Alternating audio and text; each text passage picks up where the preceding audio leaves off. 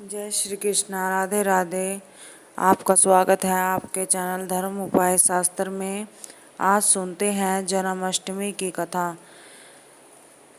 द्वापर युग में पृथ्वी पर राक्षसों के अत्याचार बढ़ने लगे। पृथ्वी गाय का रूप धारण कर अपनी व्यथा सुनाने के लिए तथा अपने उद्धार के लिए ब्रह्मा जी के पास गई। ब्रह्मा जी सब देवताओं को साथ लेकर पृथ्वी को विष्णु के पास ले गए, क्षीर सागर में ले गए। उस समय भगवान विष्णु अत्यंत शय्या पर शयन कर रहे थे। स्तुति करने पर भगवान की निद्रा भंग हो गई। भगवान ने ब्रह्मा एवं सब देवताओं को देखकर उनके आने का कारण पूछा तो पृथ्वी बोली, भगवान मैं पापों के बोझ से दबी जा रही हूँ, मेरा उद्धार कीजिए। यह सुनकर विष्णु भगवान बोले, मैं ब्रज मंडल में वासुदेव की पत्नी देवकी के गर्भ से जन्म लूंगा। तुम सब देवतागण ब्रज में जाकर यादव वंश में अपना शरीर धारण करो। इतना कहकर भगवान अंतर्ध्यान हो गए। इसके पश्चात देवता ब्रज मंडल में आकर यदुकुल में नंद यशोदा तथा गोपी गोपियों के रूप में पैदा हुए। द्वापर युग के अंत में मथुरा में उग्रसेन राजा करते थे।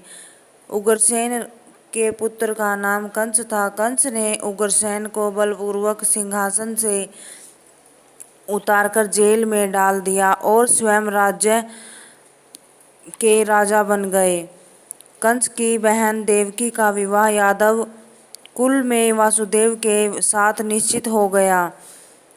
जब कंस देवकी को विदा करने के लिए रथ के साथ जा रहा था तो आकाशवाणी हुई कि हे कंस, जिस देवकी को तू बड़े प्रेम के साथ विदा कर रहा है उसका 8वां पुत्र तेरा संहार करेगा। आकाशवाणी की बात सुनकर कंस को क्रोध से भरकर देवकी को मारने को तैयार हो गया। उसने सोचा कि देवकी रहेगी न उसका कोई पुत्र होगा।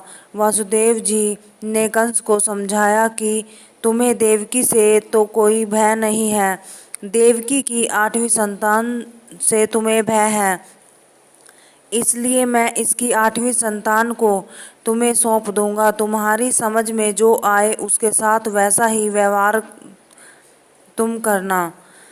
कंस ने वासुदेव की बात स्वीकार कर ली और वासुदेव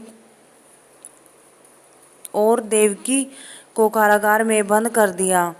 तत्काल नारद जी वहां आ पहुँचे और कंस से बोले कि यह कैसे पता चलेगा कि 8वां गर्भ कौन सा होगा। गिनती प्रथम से या अंतिम गर्भ से शुरू होगी।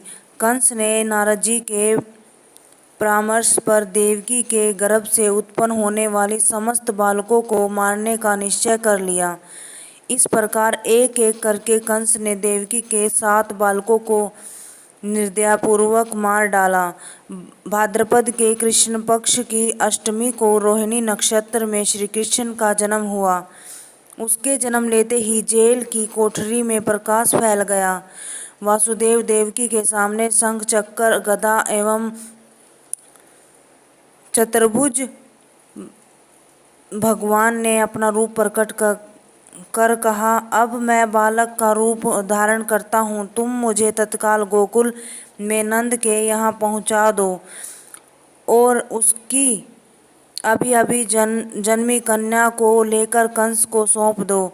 तत्काल वासुदेव जी की हथकड़ियाँ खुल गई, दरवाजे अपने आप खुल गए, पहरेदार सो गए। वासुदेव श्री कृष्ण को सूप में रखकर गोकुल को चल दिया।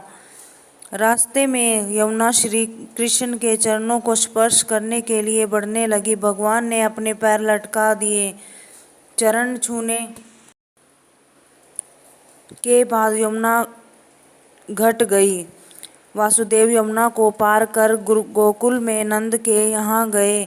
बालक श्री कृष्ण को यशोदा की बगल में सुलाकर कन्या को लेकर वापस कंस के कारागार में आ गए। जेल के दरवाजे पूर्ववत बंद हो गए वासुदेव जी के हाथों में हथकड़ियाँ पड़ गई, पहरेदार जाग गए। कन्या के रोने पर कंस को खबर दी गई। कंस ने कारागार में आकर कन्या को लेकर पत्थर पर पटक कर मारना चाहा, परंतु वह कंस के हाथों से छूटकर आकाश में उड़ गई और देवी का रूप धारण कर बोली, हे कंस, मुझे मारने से क्या लाभ है? तेरा शत्रु तो गोकुल में पहुंच चुका है। यह दृश्य देखकर कंस व्याकुल हो गया। कंस ने श्री कृष्ण को मारने के लिए अनेक दैत्य भेजे। श्री कृष्ण ने अपनी अलौकिक माया से सारे दैत्यों को मार डाला।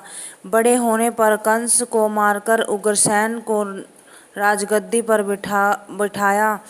श्री कृष्ण की पुण्य जन्मतिथि को तभी से सारे देश में बड़े हर्षोल्लास से मनाया जाता है। जय श्री कृष्णा, राधे राधे। अगर आपको ये वीडियो पसंद आई हो तो वीडियो को लाइक करें, शेयर करें, कमेंट करें और बेल आइकन दबा दीजिए ताकि आगे आने वाली वीडियो की नोटिफिकेशन आपको मिल सके।